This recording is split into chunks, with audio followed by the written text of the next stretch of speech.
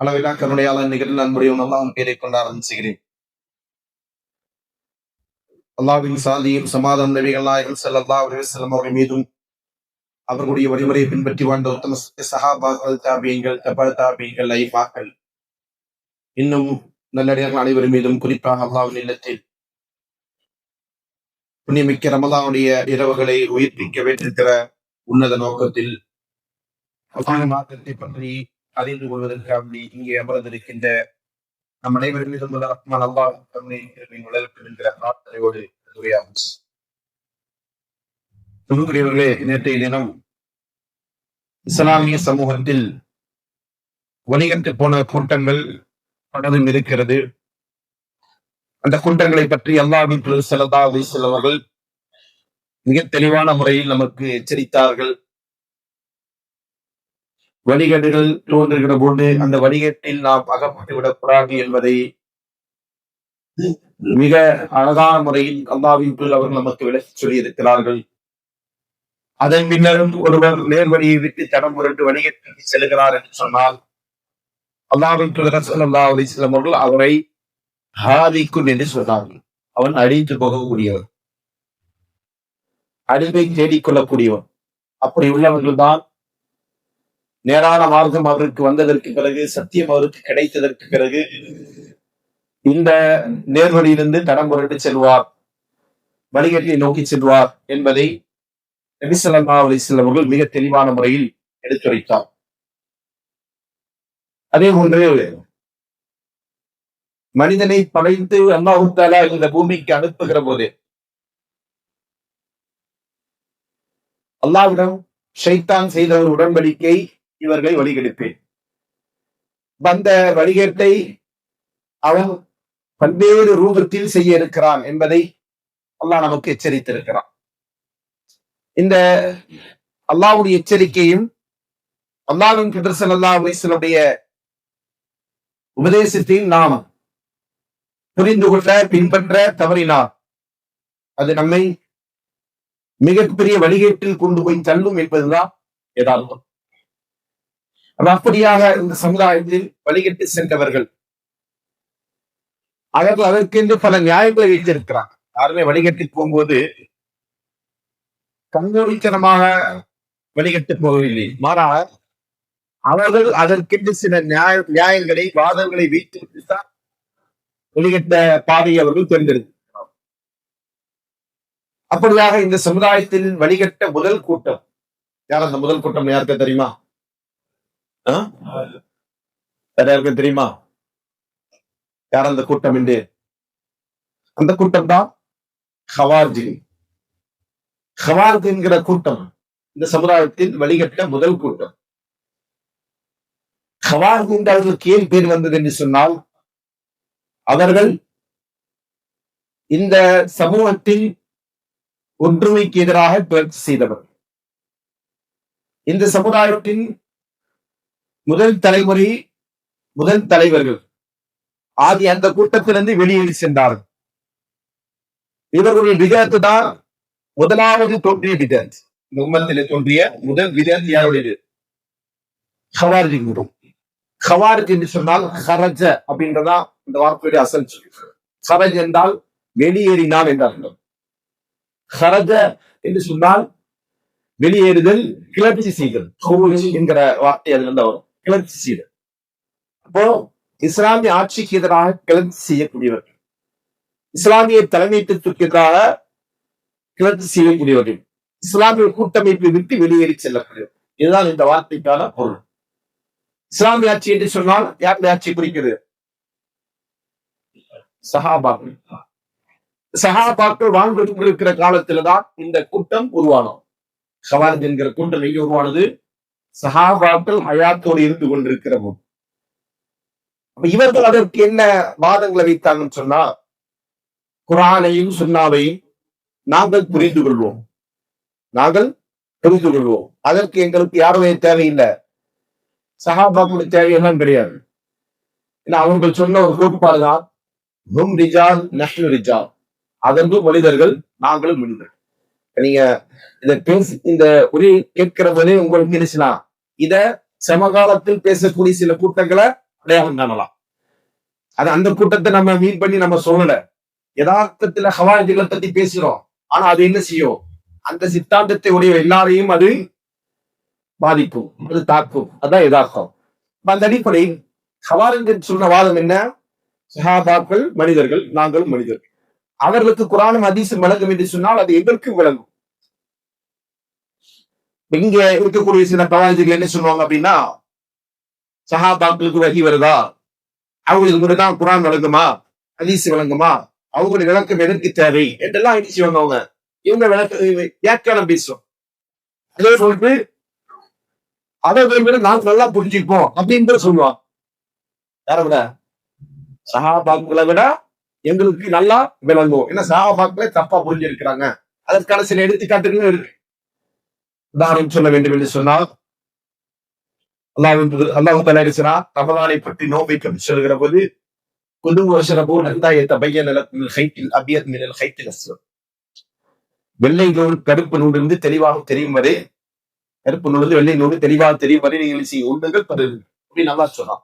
இந்த கருப்பு நூல் வெள்ளை நூல் என்பதை ஒரு நபித்தோழர் என்ன செய்யறாங்க, உண்மையாவே நூலை 2 நூலை வச்சுக்கிட்டு கல்யாணி பக்கத்துல வச்சு பார்த்துட்டு இருக்கிறாங்க.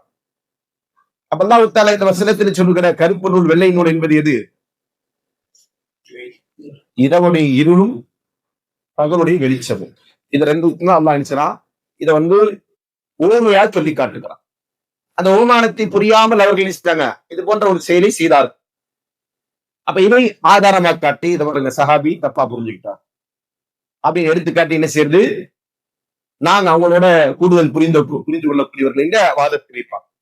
இப்படியான ஹவாரிஜிகள் நம்முடைய காலத்தில் வாழ்ந்து கொண்டு, ஹவாரிஜ் என்கிற பேர்ல இல்லதான், பேர்ல ஒரு கூட்டம் இருக்கா? அது இருக்காது. ஏன் சொல்லுங்க? ஏன் அப்படி ஒரு கூட்டம் இல்ல? நீங்க வரலாற்றில் எடுத்து பார்த்தீங்கன்னு சொன்னா பல கூட்டங்கள் இல்ல, பல கூட்டங்கள் திருடுறதுக்குன்னு ஒரு கும்பல், திருட்டு கும்பல் ஒரு கும்பல் இல்லையா? கொள்ளையர்கள் என்கிற ஒரு கும்பல். இவங்களுக்கெல்லாம் ஏதாவது காலத்துல திருடர்கள், கொள்ளையர்கள் அப்படின்னு பேர் வச்சு பார்த்திருக்கிறோமா? இல்ல, அப்படி வச்சிருக்க மாட்டாங்க. அவங்க என்ன செஞ்சிருப்பாங்க, அவங்களுக்குன்னு ஒரு பேர் வச்சிருப்பாங்க. வரலாற்று அந்த மாதிரியான சில குரூப்புகள்லாம் இருந்திருக்கு. அவங்க என்ன செஞ்சிருப்பாங்க, அவங்க ஒரு லேபிள் வச்சிருப்பாங்க. அந்த லேபிள் ஒருபோது என்ன செய்யாது, அவர்களை திருடர்கள் என்றோ கொள்ளையர்கள் என்றோ கொலையாளர்கள் என்றோ சுட்டி காட்டக்கூடிய விதத்தில் இருக்கவே இருக்காது. சரிங்களா? அவங்க போராட்ட குழு, உரிமையை மீட்கக்கூடிய குழு, உரிமையாளர் குழு அப்படி என்ன செய்வாங்க, இப்படிதான் அடையாளப்படுத்துவாங்க. அதே போன்றுதான் ஹவாரிஜ் என்கிற பேரில் எந்த காலத்திலும் கூட்டம் இல்லை. ஆனால் அந்த கொள்கையை தாங்கி இருக்கிறவர்கள் எல்லா காலத்திலும் இருந்து கொண்டிருக்கிறார்கள். இப்ப இந்த அடிப்படையில் இஸ்லாமிய சமூகத்தின் ஒற்றுமையை சீர்குலைத்தவர்கள் தான் ஹவாரிஜிகள். இஸ்லாமிய ஆட்சிக்கு எதிராக கிளர்ச்சி செய்தவர்கள் தான் ஹவாரிஜிகள்.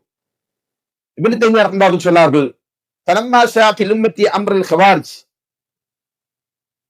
சமூகத்தில் ஹவாரிஜுடைய விஷயம் பரவலான போது சஹாபாக்கள் அவர்களை பற்றி பேசினார்கள்.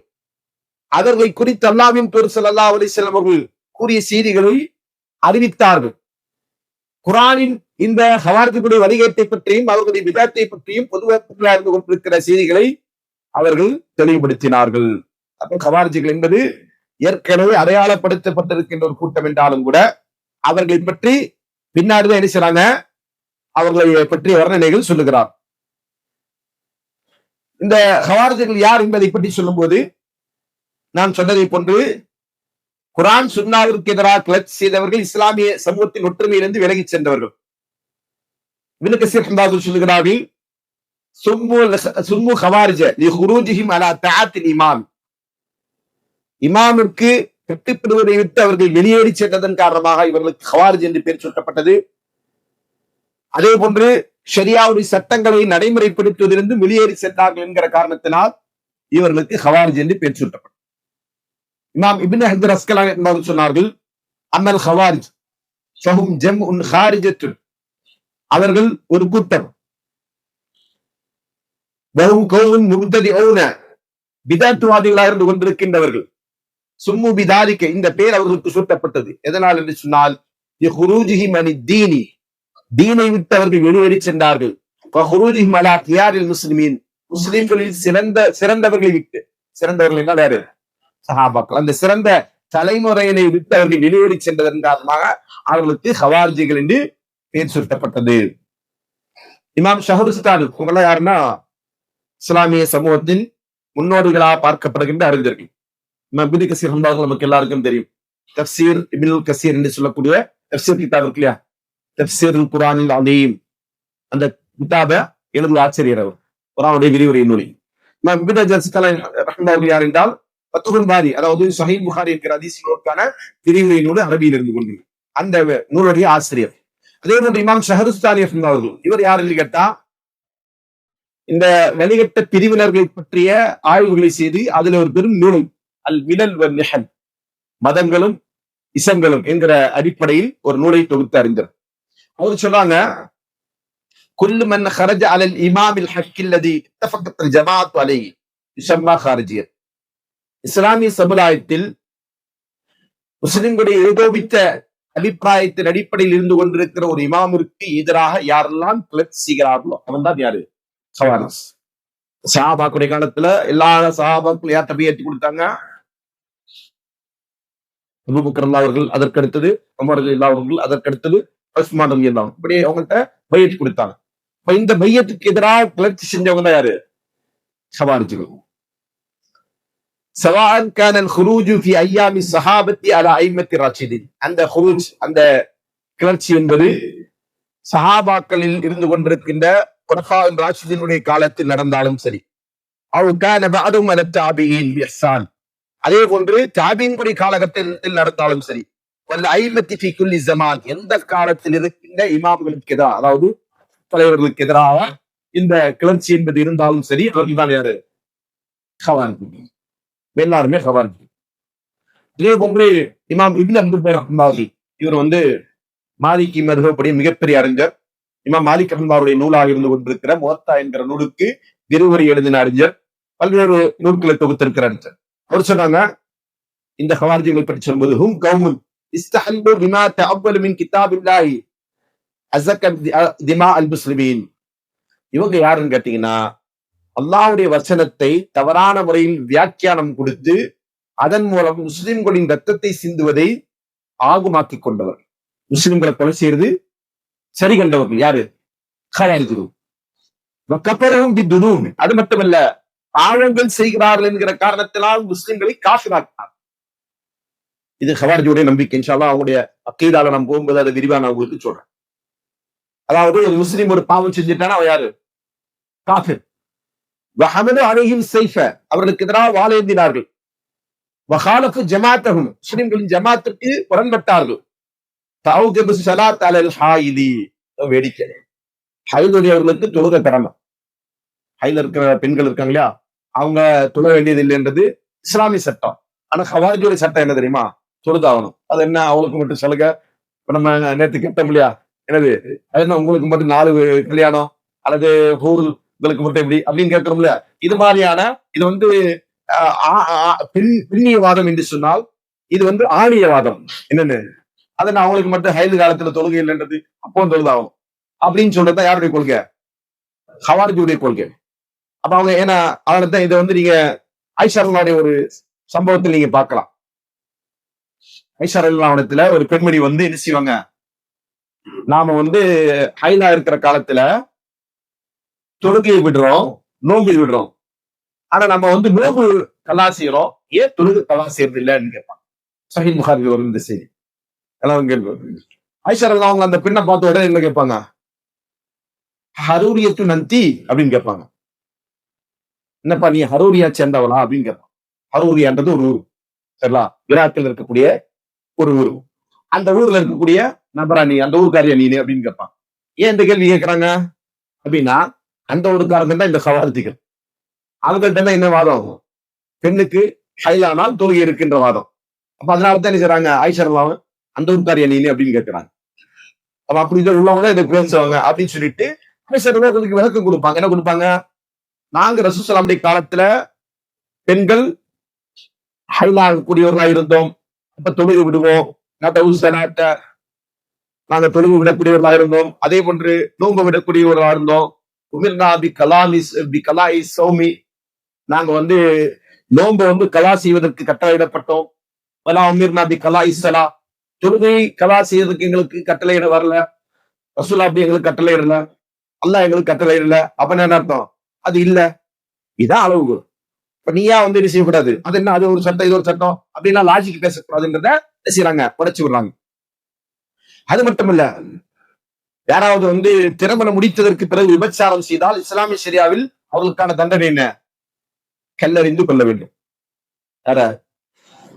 திருமணம் முடித்ததற்கு பிறகு விபச்சாரம் செய்யக்கூடியவர்கள். ஆனா இவங்க என்ன செய்யறாங்க? அதை கேன்சல் பண்றாங்க. அதெல்லாம் கிடையாது. ஏன்னா குரான்ல என்ன இருக்கு? கசடிதான் இருக்கு. அதுதான் எல்லாருக்கும். அதுக்கு திருமணமானவங்களுக்கு அவங்களுக்கு பிரிக்காதீங்க அப்படின்னு சொல்லி செய்றாங்க. அந்த சட்டத்தை அவங்க உடைக்கிறாங்க. அதே போன்று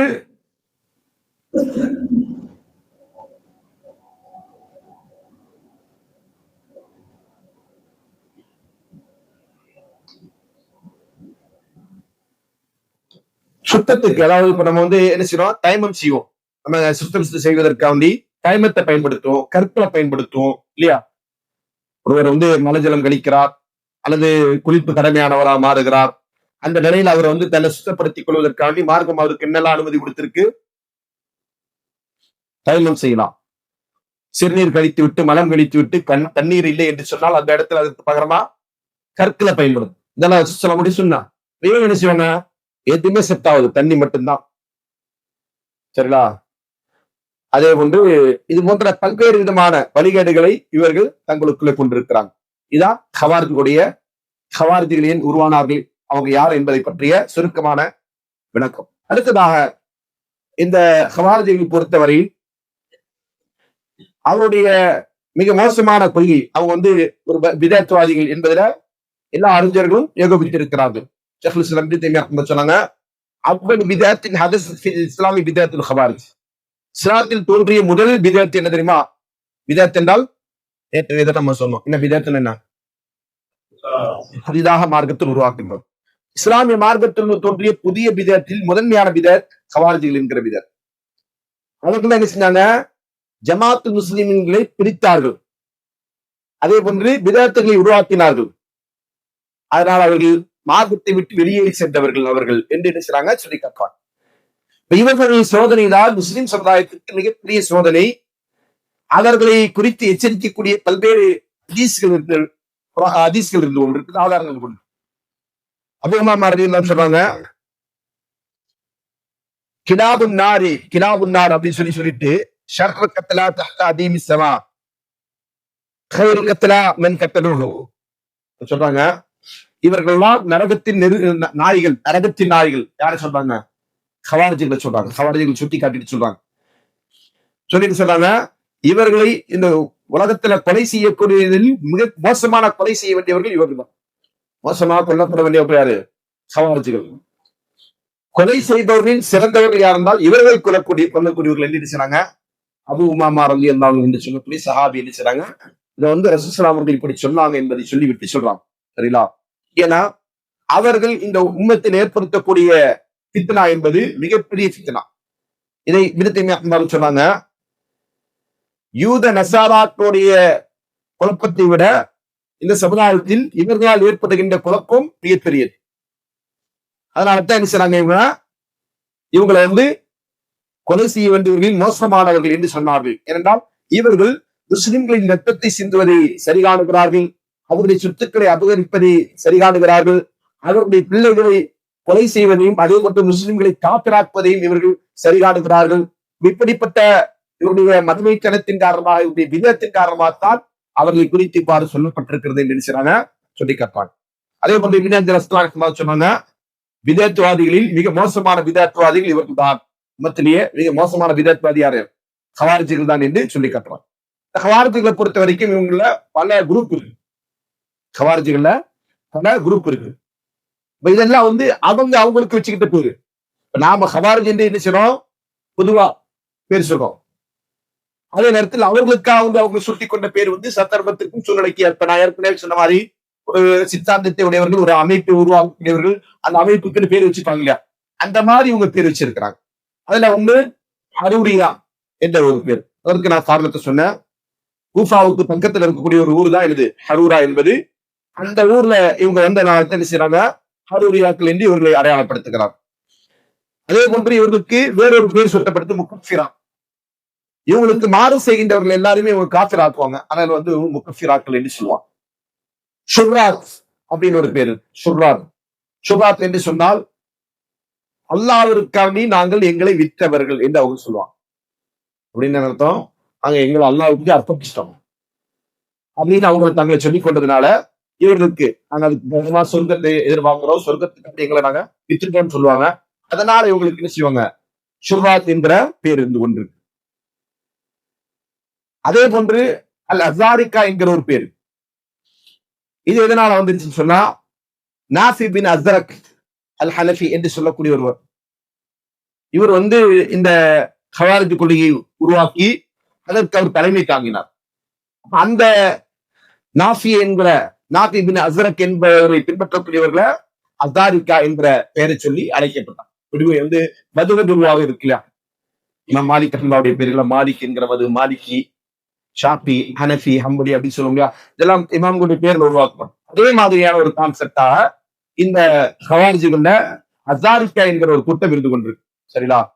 இதுல இந்த அசாரிக்காக்கள் தான் இருக்கக்கூடிய அந்த கூட்டங்களிலேயே மிகப்பெரிய கூட்டம். ஏன் அப்படின்னா, நம்ம வந்து ஹரூரியாக்கள் என்று ஹவாரிஜுகள் சொன்னோம், அதே போன்று ஷுர்ரா என்று சொன்னோம், அதே போன்று முக்கஃபிராக்கள் என்று சொன்னோம். இதெல்லாம் வந்து ஒரு டீமா ஆர்கனைஸ் ஆயிட்டு ஒரு ஃபார்ம் ஆகி ஒரு தலைமைத்துவம் என்கிற அடிப்படையில் அவங்க ஒன்று கூடல, அப்படி அவங்க அறியப்படல. சரிங்களா? ஆனா இந்த பேருடையவர்கள் யாரு, அசாரிகா என்பவர்களுக்கு ஒரு தலைமை இருக்கு. ஒரு தலைமை என்கிற அணிவகுத்தவங்க தான் இவங்க. அப்ப இவங்களுக்கு ஒரு கொள்கை கோட்பாடுகளை உருவாக்கி வைத்து விட்டு அதன் அடிப்படையில் இவங்க என்ன செஞ்சாங்க, செயல்பட ஆரம்பித்தாங்க. இவங்க யாருடைய காலத்தில் இருந்தாங்கன்னா, அப்துல்லா பின் ஜுபைர் ரலியல்லாஹு அன்ஹு இருந்தாங்க இல்லையா, அவருடைய காலத்தில் இவங்க என்ன செஞ்சாங்க, பாரசீகம், பாரசீகம், அதே போன்று ஈராக் போன்ற நகரங்கள்ல பெருகி காணப்பட்டவர்களாக இருந்தாங்க. அங்க பல ஊர்கள் என்ன செஞ்சாங்க, பல்வேறு குழப்பங்களை இவர்கள் ஏற்படுத்தினாங்க. குறிப்பா இவங்க தான் என்ன செஞ்சாங்க, விபச்சாரத்திற்கு, திருமணம் செய்து விபச்சாரம் செய்கின்றவருக்கு கல்லால் எறிந்து கொள்வது இல்லை என்று சொன்னாங்க. அந்த தண்டனை கிடையாதுன்னு மறுத்தாங்க. அதே போன்று யாராவது வந்து ஒருத்தர் மேல அவதூறு சொல்லிட்டான், அவதூறுக்கு கசேரி இருக்கு, அந்த கசேரி எல்லாம் கிடையாது என்று மறுத்தாங்க. அதாவது ஆண்கள் மீது அவதூறு சொன்னா அதுக்கு தண்டனை கிடையாது, அதே நேரத்தில் பெண்கள் மீது அவதூறு சொன்னா அவங்களுக்கு மட்டும் தண்டனை உண்டு அப்படின்னு என்ன செஞ்சாங்க, சொன்னாங்க. அது மட்டும் இல்ல, திருடனுக்கு கை வெட்டணும் இல்லையா, ஒருத்தர் திருடிட்டானா என்ன செய்யணும், அவருக்கான தண்டனை என்ன, கை வெட்டணும். ஏன்னா அல்லாஹ் தஆலா அல் குர்ஆனில் சொல்லி காட்டுகிறார், அஸ்ஸாரிக்கு வஸ்ஸாரிகத்து ஃபக்தஉ ஐதியஹுமா ஜஸாஅ பிமா கஸபா நக்கால மினல்லாஹ். திருடனோ திருடியோ யாரோ ஒருத்தர் திருட்டு வேலையில் ஈடுபட்டு விட்டார்கள் ஏனால் அவருடைய கரங்களை துண்டிங்க. சரிங்களா? எதுக்காண்டி, அவர்கள் சம்பாதித்ததற்கான கூலி, அல்லாஹ் இருந்து அவர்களுக்கான தண்டனை. கை வெட்டணும். எது வரைக்கும் வெட்டணும், கை எது வரைக்கும் வெட்டணும், மணிக்கட்டு வரைக்கும் தான் வெட்டணும். சரிங்களா? இவங்களுக்கு கணக்கு என்னது, இங்க வரைக்கும் வெட்டணும், தோல் வரைக்கும் வெட்டணும். இது யாருடைய வாதம், ஹவாரிஜுடைய வாதம். சரிங்களா? அதே போல இந்த துணிட்டிலையும் கூட குர்ஆன் வசனம் பொதுவா இருக்கு, ஹதீஸ்கள் அதற்கு விளக்கமா இருக்கு. உண்டு என்ன மாதிரியான திருட்டுக்கு தண்டனை, என்ன மாதிரியான திருட்டுக்கு தண்டனை இல்லை. சரிங்களா?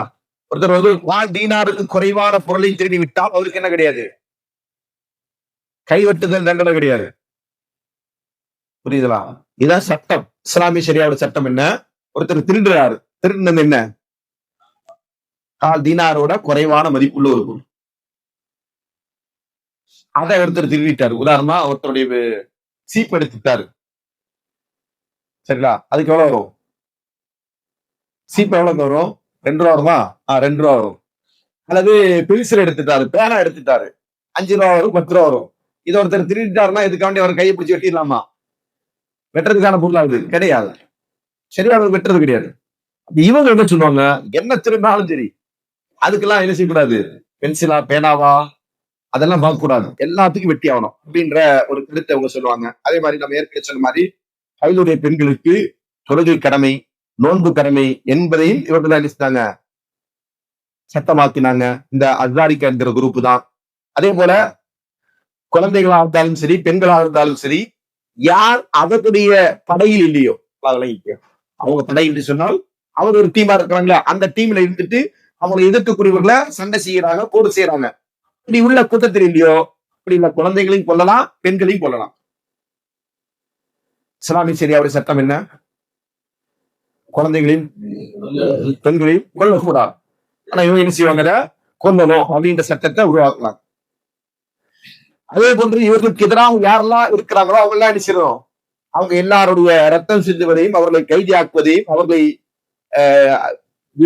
கொலை செய்வதையும், அவர்களை விற்பதையும் எல்லாமே கூடுமானது என்று அவர்கள் வாதிட்டார்கள். சரிங்களா?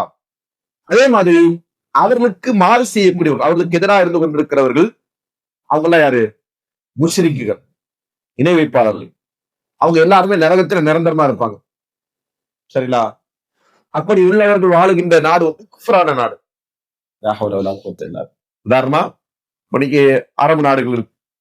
அரபு நாடுகள் என்று சொன்னால் ஏறத்தாழ ஒரு 58-60 நாடுகள். அந்த நாடுகள் உள்ளவர்கள்லாம் யாரு? முஸ்லீம்கள். இப்ப அந்த நாட்டுல ஒரு நாடு வந்து ஹவாரிஜி நாடுன்னு வச்சுக்கீங்க. இந்த சுத்தி உள்ள நாடுகள்லாம் என்னது? ஹவாரிஜிகளை பொறுத்த வரைக்கும் முஷ்ரிக்குகளுடைய நாடு. அவங்க நிரந்தர நரகவாசி. அவங்களை எதிர்த்து போர் செய்வது பொது, அவருடைய சொத்துக்களை சூறையாடுவது ஆகுமானது. சரிங்களா? அப்படின்னு சொல்லக்கூடியவர்களாக இவர்கள் இருந்தார்கள். சரிங்களா? அதே போன்று யாராவது ஒருவர் பெரும்பாவம் செய்து விட்டார், கொலை செய்வது, கொள்ளையடிப்பது, விபச்சாரம் செய்வது, திருடுவது போன்ற ஏதாவது பெரும்பாவத்தோட்டத்தை செஞ்சுட்டானா இவருடைய பார்வையில் அவன் காப்பிராயிட்டான், இஸ்லாத்தை விட்டு வெளியே போயிட்டான். அதனால அவன் யார் இருப்பானா நரகத்துல நிரந்தரமா இருப்பான் என்ற வாதம் இவர்களுக்கு இருக்கு. அதே போன்று அலி ரலியல்லாஹு அவர்கள் காப்பீர்.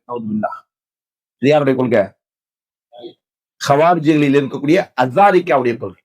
எல்லா ஹவாரிஜியும் நம்ம சொல்லக்கூடாது. பெரும்பான்மையான இந்த அஸ்ஸாரிக்காவும் அதே போன்று ஹரூரியாக்களும் தான் இந்த வாதத்துல விடாப்பியா இருந்தவர்கள். என்ன காரணம் சொல்லுவாங்க இதுக்கு? அலி ரலியல்லாஹு அவர்கள் மனிதர்களை தீர்ப்பாளி ஆக்கி அவர்கள் சொல்லுகின்ற தீர்ப்புக்கு கட்டுப்பட்டார். அலி ரலியல்லாஹு அவர்கள் மனிதர்களுக்கு மத்தியில் நடக்கின்ற பிரச்சனைகளுக்கு தீர்ப்பாளியாக மனிதர்களை ஏற்படுத்துகிறார். தீர்ப்பு சொல்லக்கூடிய அதிகாரம் யாருக்குதான்? அல்லாஹ்வுக்கு மட்டும்தான் என்பதுதான் ஹவாரிஜி குறைவார்.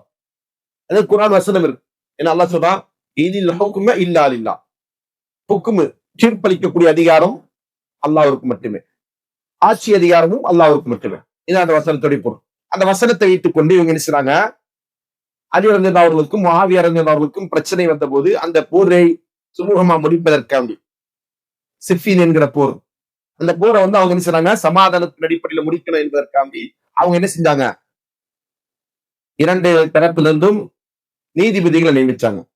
அபு மூஸா அல்-அஷ்அரி ரலியல்லாஹு அவர்களையும் அம்ர் பின் ஆஸ் ரலியல்லாஹு அவர்களையும் என்ன செஞ்சாங்க, இவங்க 2 பேரையும் தலைமையாக்கி இவங்க 2 பேரும் என்ன தீர்ப்பு சொன்னாங்களோ அதுக்கு நம்ம கட்டுப்படுவோம் அப்படின்னு அவங்க நினைச்சாங்க. 2 தரப்புமா உடன்பட்டு பேச்சுவார்த்தையின் அடிப்படையில ஒரு தீர்மானத்துக்கு வராங்க. அப்ப இதை அலி ரலியல்லாஹு ஏற்றுக்கொண்டார்கள், அந்த பக்கம் முஆவியா ரலியல்லாஹு ஏற்றுக்கொண்டாங்க. அப்ப அதன் அடிப்படையில தான் அந்த சிஃபின் போர் வந்து அமைதி உடன்பாட்டுக்கு வந்தது.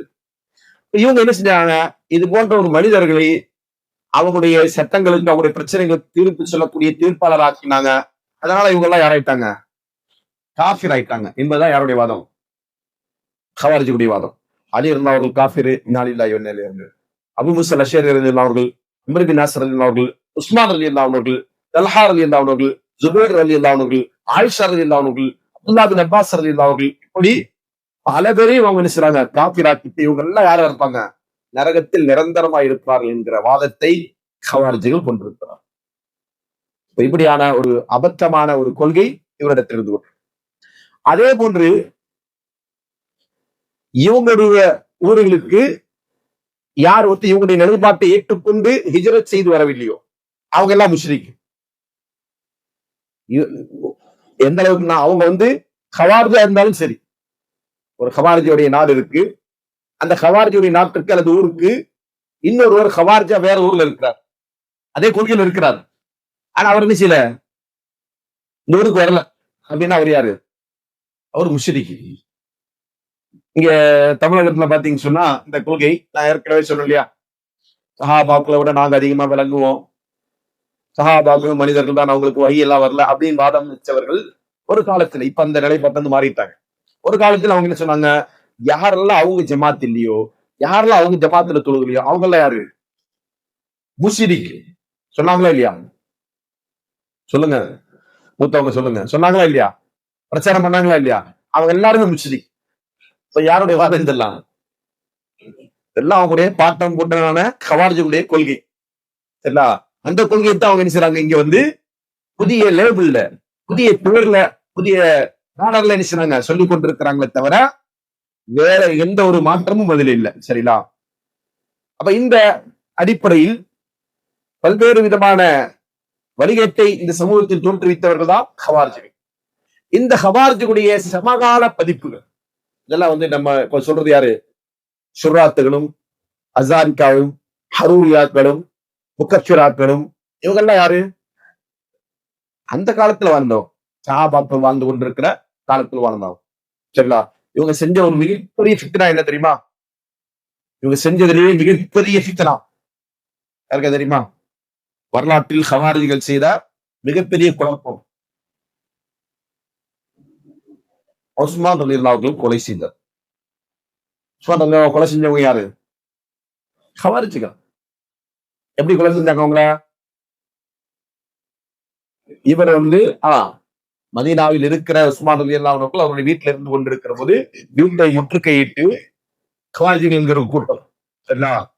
அதுல பெரும்பெரும் சஹாபாக்கள் அலி ரலியல்லாஹு அவர்கள் இன்னும் பல சஹாபாக்கள் செஞ்சாங்க. அந்த நேரத்துல ஹஜ்ஜிக்காவுக்கு போயிருக்கிறாங்க. அவங்கள ஊர்ல இல்ல. ஊர்ல இல்லாத போது இவங்க என்ன செய்றாங்க, அதுக்கு முன்னாடியே இந்த மாதிரியான சதித்திட்டங்கள் நடக்குதுன்னு சஹாபாக்களுக்கு தெரியுது. அதனால என்ன செய்றாங்க, அலி ரலியல்லாஹு பயணத்தை தவிர்க்க வேண்டும் என்று நினைக்கிறாங்க. அதே போன்று பெரும்பெரும் சஹாபாக்கள் அந்த முடிவுக்கு வர்றாங்க.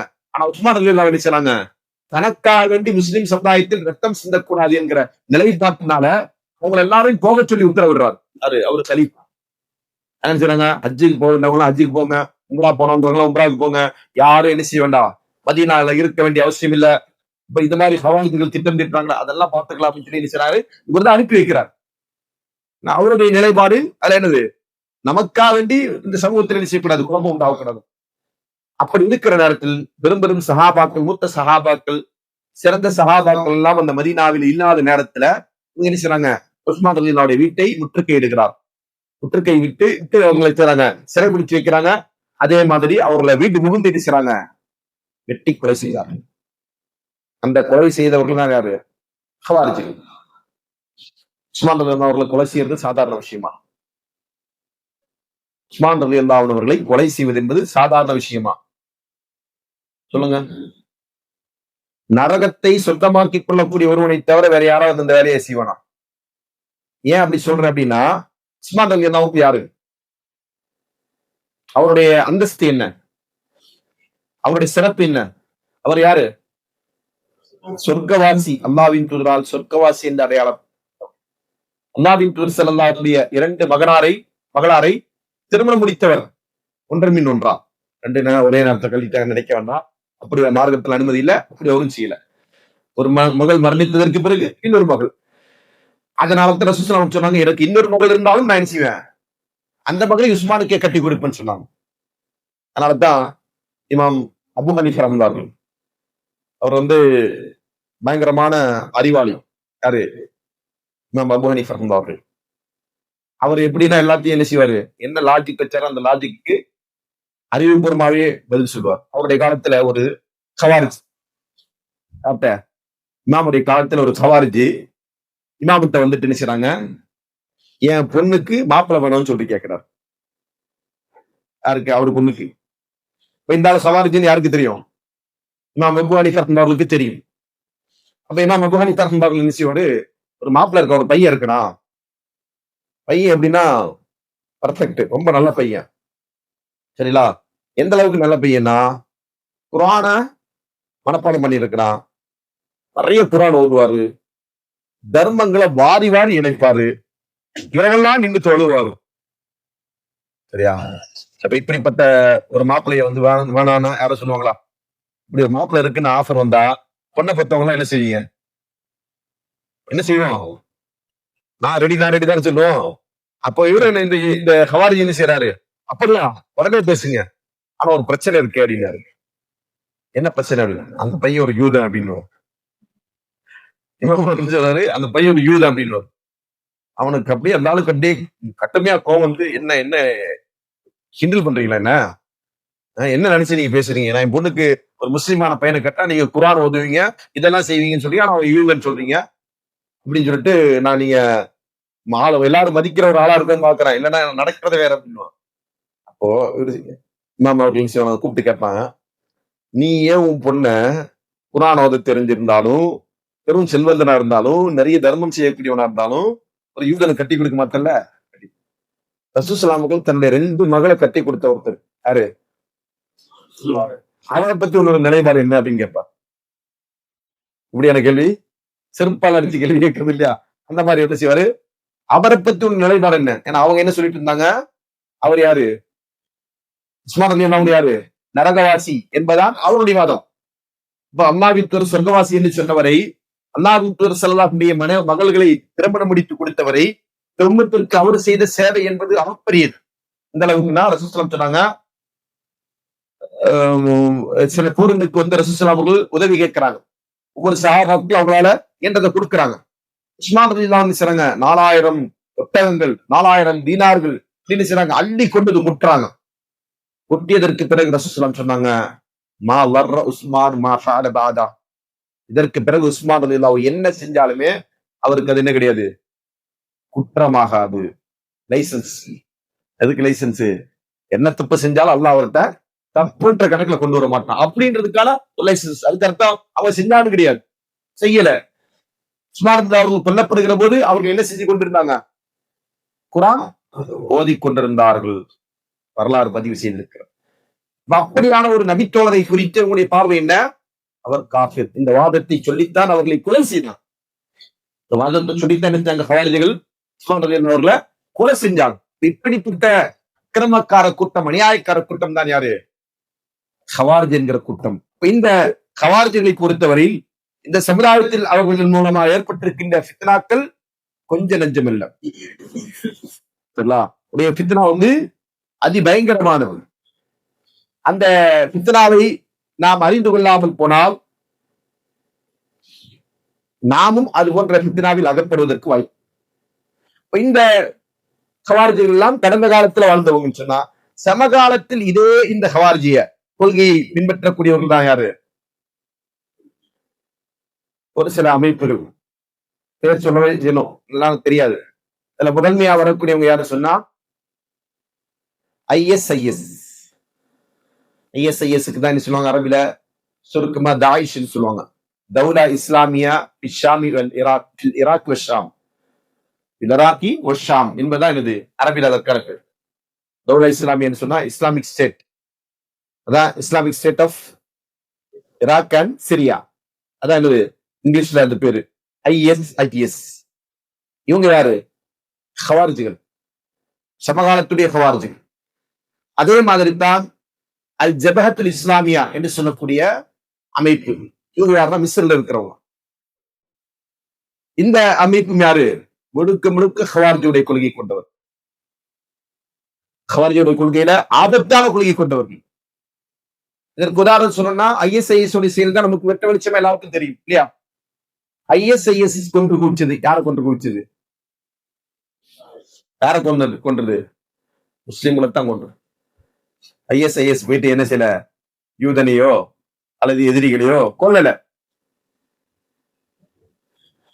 அல்லது இஸ்லாமிய மார்க்கத்தில் நிலைநாட்டுவதற்காக அவங்க சில போர் செய்யவில்லை. அவங்க செஞ்சதெல்லாம் முஸ்லிம்களை அழிப்பதற்காக, முஸ்லிம்களை கொலை செய்வதற்காக. ஈராக்கிலும் சிரியாவிலும் நடத்திய கொலைகளுக்கு பின்னால் ISIS உடைய கரங்கள் இருக்கு. பல கொலைகளுக்கு பின்னால் அவங்க யாரு? வாதம் வச்சது என்ன? நாங்க தான் வந்து சொன்னோம், நம்ம மக்களுடைய அறியாமைன்னு சொன்னா கருப்பு பிளாக் ஏந்திட்டு வந்துட்டாங்க. உடனே இவங்க தான் யாரு? ரசூலுல்லாஹ் சொன்ன மஹதி கூட்டம், அல்லது சொர்க்கத்துக்கு போற கூட்டம், அல்லது ஹிலாஃபத்தை உருவாக்கக்கூடிய கூட்டம். இப்படி என்ன செய்வாங்க? சில குறுக்கு நம்பிக்கையின் அடிப்படையில இது போன்ற அணிகளுக்கு பின்னால் சேரக்கூடிய ஒரு மடமைத்தனம் மக்கள்கிட்ட இருக்கு. அப்ப இப்படியான ஒரு நிலையில இந்த மக்களை ஆதரித்தவர்கள் இருந்து கொண்டு என்ன செஞ்சாங்க, எத்தனையோ பேர் இதுக்கு ஃபயர் விட்டுட்டு இருந்தாங்க இல்லையா? எதுக்கு? ISIS-க்கு வீடியோஸ் ஷேர் பண்றது என்ன, அங்க அவங்க ஏதாவது தெரிஞ்சு தெரிஞ்ச வீடியோ இருந்துச்சுன்னா அது கீழே கமாண்ட் எடுக்கிறேன், அல்லாஹ் அக்பர், மாஷா அல்லாஹ், சுப்ஹானல்லாஹ், இந்த இஸ்லாம் என்னது உலகத்தை ஆள போகுது இனிமே அப்படின்ற மாதிரி என்ன செய்யுது, அதுக்கு பின்னுக்கு கீழே பின்னூட்டங்களை எழுதி கொண்டிருந்தவர்கள் எத்தனையோ பேர். அப்பவும் நம்ம அறிஞர்கள் என்ன சொன்னாங்க, இவங்க யாரும் இல்ல, முஸ்லிம்களுக்கானவர்கள் அல்ல, இஸ்லாமிய சமுதாயத்தின் தலைமை அல்ல, இஸ்லாமிய சமுதாயத்தை வழிநடத்தக்கூடியவர்கள் அல்ல, இஸ்லாமிய சமுதாயத்தின் எதிரிகள் இவர்கள் என்று சொன்னார்கள். சொன்ன உடனே அந்த சொல்லக்கூடிய உலமாக்கள் எல்லாம் யார் தெரியுமா உங்களுடைய பார்வையில? யார் சொல்லுங்க? யூத கைக்கூலிகள். அப்படி ஒரு அறிஞர் சொல்லிட்டாருன்னா அவர் யாரு? அவர் யூத கைக்கூலி. இவர் சொல்றதெல்லாம் நாங்க கேட்க மாட்டோம். ISIS பத்தி நம்ம தப்பா, அவங்க தவறானவர்கள் என்று சொன்ன உலமாக்கள் இந்த பாமர மக்களுடைய பார்வையில் யாரு? யூத கைக்கூலிகள். இவங்களுக்கெல்லாம் எங்க இருந்து பணம் வருது? அமெரிக்கா இருந்து பணம் வருது இல்ல, அல்லது இப்போ உள்ள ட்ரெண்ட் என்னன்னா சவுதியில இருந்து பணம் வருது. சவுதியில இருந்து பணம் வந்தா ஒருத்தர் எப்படி இருப்பா? சவுதியில இருந்து அமெரிக்கா இருந்து எங்க இருந்தா பணம் வந்தா எப்படி இருப்பாரு அவரு? சவுதியில இருந்து பணம் வந்துச்சுன்னா அவன் ஒரு 1000 ரியால் தந்தாலே நம்ம ஊருக்கு எவ்வளவு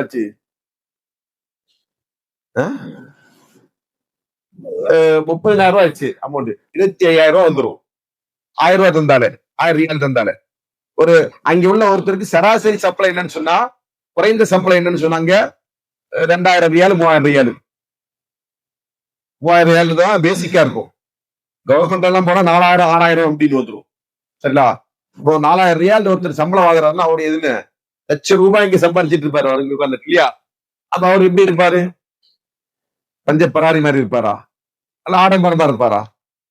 ஆடம்பரமா தான் இருப்பாரு. சொந்த வீடு வச்சிருப்பாரு, கார் வச்சிருப்பாரு. அப்படியே உள்ள அவ்வளமாக்கள் இருக்கிறாங்க, தாய்கள் இருக்கிறாங்க. இன்னுமே சைக்கிள் ஓட்டி கொண்டு தெரியக்கூடிய உலமாக்கள் அப்படியே தமிழகத்துல இருக்கிறாங்க, தமிழ் பேசக்கூடிய உலமாக்கள் இருக்கிறாங்க. சைக்கிள் வச்சுட்டு அவங்க வாழ்க்கையை ஓட்டிட்டு இருக்கிறாங்க. சராசரி எல்லா மனிதனுக்கும் 2 வீலர் இல்லையா? அதுதான் பாத்தீங்கன்னா கவர்மெண்ட்ல ஒரு நலவாரி வச்சிருக்காங்க, உலமாக்கள் நலவாரியம். அதுல என்ன செய்வாங்க, உலமாக்களுக்கு 2 வீலர் வாங்குறதுக்கு மானியம் தருவாங்க. இந்த மாதிரியான ஒரு காலகட்டத்துல நிலவரங்களை தெரியாம வெறுமனே இது போன்ற பொய்யான புரபகண்டாக்களை மட்டுமே ஏற்றுக்கொண்டு அதை நம்பிக்கொண்டு இருக்கிறாங்க. மக்கள் அறியாமையான இந்த காரியங்களை செய்து கொண்டிருக்கிறாங்க. இதை நம்ம கலையணும்னு சொன்னா, இந்த அறியாமை நம்மகிட்ட இருந்து துணை தெரியப்படணும்னு சொன்னா நமக்கு என்ன செய்யணும்? யாரு வழிகர்களுடைய அடையாளங்கள் என்ன, அவருடைய கொள்கை என்ன, சித்தாந்தம் என்ன, எப்படி அந்த சித்தாந்தங்கள் உருவெடுக்கிறது என்பதை பற்றிய அறிவு நமக்கு வேணும். அந்த அறிவு இல்லைன்னு சொன்னா நம்ம என்ன செய்வோம்? எல்லாம் பாதுகாக்கணும், நாமளும் இது போன்று எங்கேயாவது போய் சிக்கிக் கொள்வோம். இந்த ISIS அமைப்பு என்பது இஸ்லாத்திற்கு விரோதிகள். அவர்கள் செய்த அத்தனை செய்தும் இஸ்லாமிய மார்க்கத்துக்கு கலங்கை ஏற்படுத்தும். இன்னும் சொல்ல போனா அவங்க செஞ்ச சில கொலைகள், யூதர்களை கொலை செய்கிறார்கள் என்றெல்லாம் சொல்லி வந்த கலப்புரையெல்லாம் என்ன சொல்ற செட்டப்புகள், நாடகங்கள். எதற்காக இந்த நாடகம்? முஸ்லிம்களுக்கும் இஸ்லாமிய சமூகத்திற்கும் அவமானத்தை உண்டாக்கும், அவப்பேர் உண்டாக்கும். இவங்க மூர்க்கத்தனமானவங்க, அழித்தொழிக்கப்பட வேண்டியவர்கள் என்கிற இந்த அடிப்படையிலான ஒரு பேர் இந்த சமூகத்திற்கு கிடைக்க வேண்டும் என்பதற்காண்டி செய்த வேலைகள். இப்படியான செயல்களை சில செய்து கொண்டிருக்கிறார்கள். அதே போன்றுதான் ஜபஹத்துல் இஸ்லாமிய என்கிற அமைப்பு. அதே போன்று சமகாலத்தில் இருக்கக்கூடிய வேறு சில அமைப்புகள் இருக்கு. இஹ்வான் முஸ்லிமீன் என்கிற அமைப்பு, ஹிஸ்புத் தஹ்ரீர் என்கிற அமைப்பு. இந்த அமைப்புகள் பத்தி எல்லாம் நம்ம என்ன சொன்னோம், பேசணும்னா தனியா ஒரு தலைப்பா பேசணும். அவர்களுடைய கொள்கை. ஆனா இதுல ஹிஸ்புத் தஹ்ரீரும் இஹ்வான் முஸ்லிமீனும் இவங்க மேற்சொன்ன ISIS போன்ற கவார்ஜிகள் அல்ல. கவார்ஜிகள் என்ன சொன்னோம், கொஞ்சம் சாஃப்ட் கவார்ஜி இருக்காங்க இல்லையா, சாஃப்ட் சங்கின்னு சொல்ற மாதிரி சாஃப்ட் கவார்ஜ் அப்படின்ற அந்த டைப்ல உள்ளவங்க. ஆனா கொள்கை என்ன? கொள்கை சித்தாந்தம் எல்லாம் கவார்ஜிகளுடைய அடிச்சுவட்டை பின்பற்றியது. இவர்கள் இதற்காக பாடுபடுவாங்கன்னு சொன்னா, இந்த நாட்டில், இந்த பூமியில் இஸ்லாமிய ஆட்சி உருவாக்க வேண்டும். இஸ்லாமிய ஆட்சி உருவாக்க வேண்டும். இஸ்லாமிய ஆட்சி உருவாகுதுல யாருக்காவது மாற்று கருத்து வேண்டாம் என்றவங்க யாரும் இருக்கீங்களா? இல்ல தானே? அவையே நம்ம அவங்க அதை சொல்றதை நம்ம எதிர்க்கிறோம். இஸ்லாமிய ஆட்சி உருவாக்க வேண்டும் என்று அவர்கள் முன்வைக்கக்கூடிய இந்த கோஷத்தை நாம் ஏன் அது தவறு என்று சொல்கிறோம்? இந்த ஹவார்ஜிய வாதம் என்று சொல்கிறோம். சொல்லுங்க, என்ன காரணம்? இஸ்லாமிய ஆட்சியை உருவாக்குவதற்கென்று செயல்பட வேண்டும், செயல் திட்டங்களை வகுக்க வேண்டும் என்று அல்லாஹ்வும் அல்லாஹ்வுடைய தூதரவும் சொன்னவில்லை. அல்லாஹ்வும் அல்லாஹ்வுடைய தூதரவும் சொன்னது என்ன? நன்மை ஏவுங்கள், தீமை தடுங்கள். அல்லாஹ்வின் மார்க்கத்தின் பக்கம் மக்கள் அழையுங்கள். மார்க்கத்தின் பக்கம் அழைக்கிறதுன்னு சொன்னா அதனுடைய அடிப்படை என்ன? தௌஹீதின் பக்கம் அழைக்கிறது. ஷிர்க் இல்லாத சமுதாயத்தை கட்டியமைக்க, பிதஅத் இல்லாத சமுதாயத்தை உருவாக்கும். இந்த தௌஹீதின் அடிப்படையிலான சமூகம் உருவானால்தான், ஷிர்க் இல்லாத சமூகம் உருவானால்தான் ஆட்சி அதிகாரம் அல்லாஹ் நமக்கு தருவான். இது அல்லாஹ்வுடைய வாக்குறுதி. குர்ஆன்ல நீங்க பாத்தீங்கன்னு சொன்னா அல்லாஹ் என்ன சொல்லுவான்? ஆட்சி அதிகாரத்தை அவன் தருவதாக தான் சொல்றான். சூரத்துல் ஆல் இம்ரான் 26வது வசனத்தை எடுத்து பாருங்க. அல்லாஹும்ம மாலிகுல் முல்கி துத்தில் முல்க மன் தஷா வ தன்ஸியுல் முல்க மிம்மன் தஷா வ துஇஸ்ஸு மன் தஷா வ துதில்லு மன் தஷா பியதிகல் கைர் இன்னக அலா குல்லி ஷைஇன் கதீர். அல்லாஹ்வே, நீதான் ஆட்சியாளனுக்கெல்லாம் மிக்க மேலான ஆட்சியாளர். நீ நாடுகின்றவர்களுக்கு ஆட்சியை கொடுக்கிறாய். நீ நாடுகின்றவர்கள் ஆட்சியை அதிகாரத்தை பறிக்கிறாய். நீ நாடியவர்களை கண்ணியப்படுத்துகிறாய். நீ நாடியவர்களை இழிவுபடுத்துகிறாய். எல்லா கைர்களும் உன்னுடைய கையில் இருக்கு. இது அல்லாஹ் சொல்லி காட்டுகிறான். இதுதான் இஸ்லாமிய ஷரியாவில் ஆட்சி அதிகாரத்திற்கான அளவுகோல். அதே மாதிரி அல்லாஹ் சொல்றா, சூரத்துல் நூர் 24வது அத்தியாயத்துடைய 55வது வசனத்தில் 54 55 வசனங்கள் சொல்வது,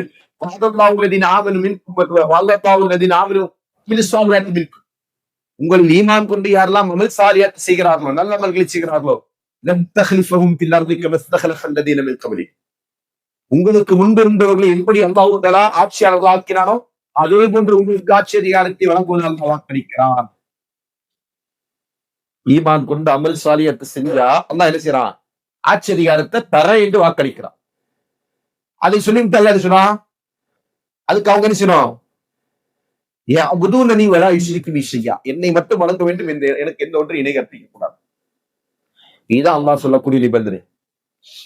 ஆட்சி அதிகாரம் வேண்டுமா? என்ன செய்யணும்? தௌஹீத சொல்லணும், தௌஹீது நிலைநாட்டப்படணும், ஷிர்க் ஒழிக்கப்படணும். ஷிர்க் இல்லாத சமூகத்துக்கு தான் அல்லாஹ் ஆட்சி அதிகாரம் தருவான். ஷிர்க்குள்ள சமுதாயத்திடத்திலிருந்து ஆட்சி அதிகாரத்தை எல்லாம் பிரிக்கிறான். வரலாறு, இந்த இந்தியா என்கிற நாட்டை 800 ஆண்டுகள் முஸ்லிம் சமுதாயம் ஆட்சி செய்தார்கள். ஆனால் அந்த முஸ்லிம்கள் காலப்போக்கில் இணையத்தை, குஃபரை, நிராகரிப்பை, விதாத்துகளை, அனாச்சாரங்களை எல்லாவற்றையும் ஏற்றுக்கொள்ளக்கூடியவர்களாக ஆட்சி அதிகாரம் பறிபோச்சு. வச்சா இல்லையா? ஸ்பெயின்ல அங்கேயும் 800 ஆண்டுகள், 600 ஆண்டுகள், 800 ஆண்டுகள் அங்கே என்ன செஞ்சாங்க? இஸ்லாமிய சமூகம் ஆட்சி செய்தார்கள். அதற்கு பிறகு அவர்கள் சுகபோகத்தில் வாழ்க்கை வாழ ஆரம்பித்தார்கள். அல்லாஹ்வை மறந்தார்கள். அல்லாஹ்வுடைய ஹக்களை, கடமைகளை உதாசீனம் செய்தார்கள். அவர்கிட்ட அல்லாஹ் பறிச்சுட்டான். அதே போன்று துருக்கிய உஸ்மானிய சதாபாய பேரளவில் தான் அப்படி ஒரு தலைமைத்துவம் இருந்தது. அந்த தலைமைத்துவம் எப்படி ஆயிடுச்சு? கபறுகளை கட்டுவதற்கு, அதே போன்று தர்காக்களை உருவாக்குவதற்கு என்று இவர்கள் மானியங்கள், பொருளாதாரங்கள் செலவு செய்து கந்தூரிகள், ஊசுகள் என்று இந்த கபறுகளை அலங்கரிப்பதையும் அதற்கு பெரிய புலஸ்காரங்கள் செய்வதையும் அரசு விழாவாக அவர்கள் கொண்டாடினார்கள். அவங்கள்ட்ட இருந்து என்ன செஞ்சுட்டான்? அதிகாரத்தை பறிச்சுட்டாங்க. இஸ்லாம் இந்த உலகத்தில் ஆட்சி அதிகாரத்தை செய்ய வேண்டுமா? செய்யணும். அதற்கான வழி என்ன? தௌஹீதில் ஒன்றுபட வேண்டும். ஆனா இன்னைக்கு என்ன நிலைமை அப்படின்னு சொன்னா, இவங்க தௌஹீதெல்லாம் பேசாதீங்க, அதெல்லாம் பேசினா சமூகத்துக்கு மத்தியில பிளவு உண்டாயிடும், பிரிவினை உண்டாயிடும். வேற என்னங்க பேசுறது? ஒற்றுமை பேசுங்க, சமூக ஒற்றுமை. ஒற்றுமை எதை கொண்டுங்க ஒன்றுங்க? கொள்கை இல்லாம ஒற்றுமை உண்டாகுமா? அப்படியே கொள்கை இல்லாம ஒற்றுமை உண்டாகி ஒரு ஒன்று சேர்ந்து நம்ம இடத்துல உட்கார்ந்தா நம்ம எல்லாருமே அப்படியே அமைதியா கடந்து விட்டு போக முடியுமா? முடியாது. நமக்குள்ள 1000 பிரச்சனை வரும் இல்லையா? ஒரு இடத்துல நம்ம கொள்கையை ஒன்றுபட்டுட்டோம், ஒரு இடத்துல இருக்கிறோம் அப்படின்னு சொன்னா நமக்குள்ள வேற எந்த பிரச்சனையும் வராது. அதெல்லாம் நம்ம கடந்து போயிடலாம். சஹாபாக்கள் இருக்கு இல்லையா? அபூபக்கர் அவர்கள் ஆட்சி காலத்தில் உமர் அவர்கள் அவரிடத்துல பல்வேறு விஷயங்களுக்கு ஆலோசனை செய்வார்கள். அந்த விஷயங்களில் உமர் அவர்கள் அவர்களுக்கு புறப்படுவார்கள். முரண்பட்டாலும் கூட என்ன செய்வாங்க, தலைவர் அவர் என்பதற்காண்டி கட்டுப்படுவான். அவர்கள் சொல்லி காட்டுறாங்க. சஹாபாக்கள் சில சந்தர்ப்பத்துல என்ன செய்யுங்க, அபூபக்கர் இப்படி செஞ்சாங்க அப்படி நீங்க ஒண்ணு சொல்லலையே, எனக்கு அப்ப உடன்பாடு இல்லை அப்படின்னு. உடன்பாடு இல்லாமதான் இருந்தது அப்படின்னு. அதே போட்டுதான் உமர்லாவுடைய காலத்திலும் பல சஹாபாக்கள் சொன்னாங்க, பல்வேறு விஷயங்கள் உடன்படாமலும் அவ்வளவு ஒன்றுபட்டு பயணித்திருக்கிறார்கள். காரணம் என்ன? கொள்கையால் ஒன்று பெற்றவர்கள், தௌஹீதுக்காக வாழ்ந்தவர்கள், சத்தியத்திற்காக வாழ்ந்தவர்கள். அதனால அவங்களுக்கு ஏற்படக்கூடிய மற்ற வணக்கத்துகள் எல்லாம் அவர்கள் எளிதாக கடந்து விட்டு சென்றார். அல்லாஹ்வுக்காக. அதனால அவங்க எப்படி பார்த்தாங்க? அல்லாஹ்வுக்காக விட்டுக் கொடுத்து. கொள்கையில நம்ம ஒன்றுபடலைன்னு சொன்னா வேற எதில் ஒன்றுபட்டு நமக்கு பிரயோஜனம் இல்லை. நான் கொள்கையை கொண்டுதான் இந்த சமுதாயத்துக்கெல்லாம் வெற்றியை தரான். அப்படிதானே? வெற்றி எதை கொண்டு எல்லாம் வாக்களிக்கிறான்? கொள்கையை கொண்டு. எப்படி சொன்னாங்க? கூறு லா இலாஹ இல்லல்லாஹ் துஃப்லிஹூன். லா இலாஹ இல்லல்லாஹ் சொல்லுங்க, வெற்றி அடைவீங்க சொன்னாங்க ரசூலுல்லாஹ். லா இலாஹ இல்லல்லாஹ் சொல்லுங்க, வெற்றி அடைவீங்க. அப்படின்னு அர்த்தம், கொள்கைக்கு வந்தால் நீங்க வெற்றி. கொள்கை இல்லைன்னா வெற்றி இல்ல. ஆட்சி அதிகாரம் தான் வேண்டும் என்று இருந்தால் ரசூலுல்லாஹ் அவர்கள் மக்காவில் இருக்கிற போது ஆட்சி அதிகாரத்தை பெற்றிருக்க கொடுந்தானே. அவங்க கேட்டாங்களா இல்லையா ரசூலுல்லாஹ் இடத்துல, ஒரு ஆட்சி அதிகாரம் வேண்டுமா, ஒரு ஆட்சி தலைவராக இருக்கணுமா, ஆக்கிடுவோம். ஆனா என்ன செய்யக்கூடாது, நீங்க லா இலாஹ இல்லல்லாஹ் என்பதை பிரச்சாரம் செய்யக்கூடாது. அப்படின்னு அர்த்தம். தௌஹீத பேசக்கூடாது. தௌஹீத பேசாம நீங்க இருந்துட்டீங்கன்னா உங்களை ஆட்சி அதிகாரத்தை தர்றோம், அல்லது உங்களுக்கு செல்வத்தை தரணுமா அதை தரோம், பெண்கள் அழகான பெண்களை திருமணம் முடித்து வைக்கணும் அதை செய்யறோம், என்ன வேணாலும் செய்யறோம். ஆனா ரசூலுல்லாஹ் என்ன சொன்னாங்க அந்த இடத்துல? எதற்கும் உடன்பட முடியாது. கொள்கையை சொல்றது சொல்லிட்டுதான் இருக்காங்க.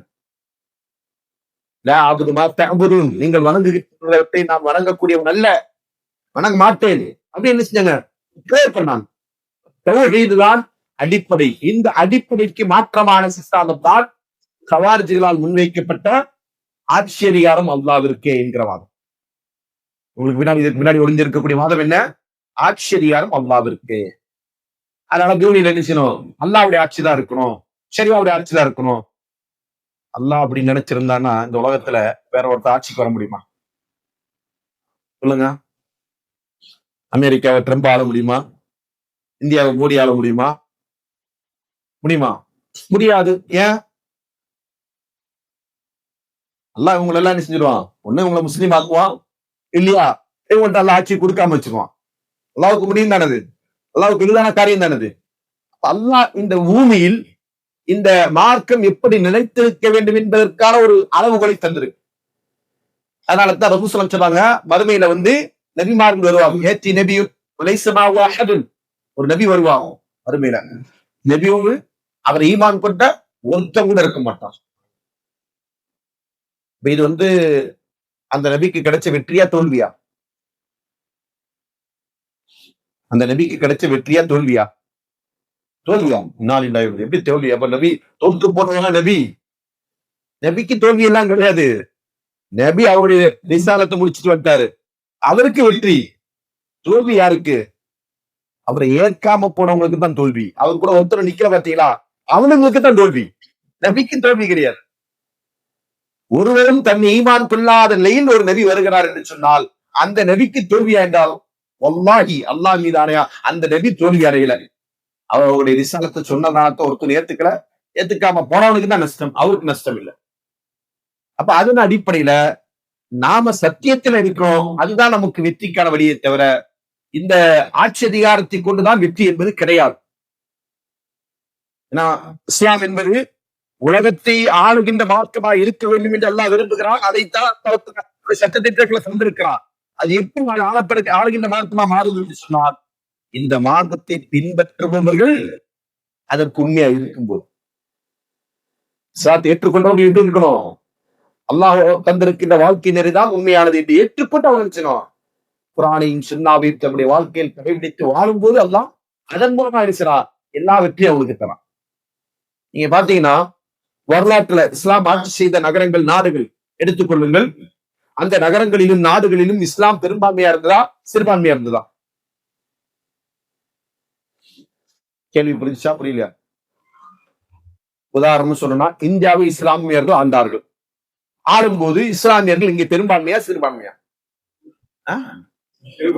சிறுபான்மை. மாஷா அல்லாஹ், கரெக்டான பதில் தான். கரெக்ட். சிறுபான்மை, பெரும்பான்மை இல்ல.